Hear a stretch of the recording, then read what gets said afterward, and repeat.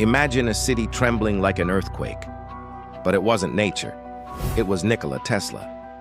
In one shocking experiment, Tesla's resonance machine shook buildings, sending panic through New York. Police rushed in, only to find Tesla calm, whispering, "With just a little more power, this whole city could collapse." The machine was destroyed, but one question remains. What other dangerous ideas from Tesla never saw the light of day?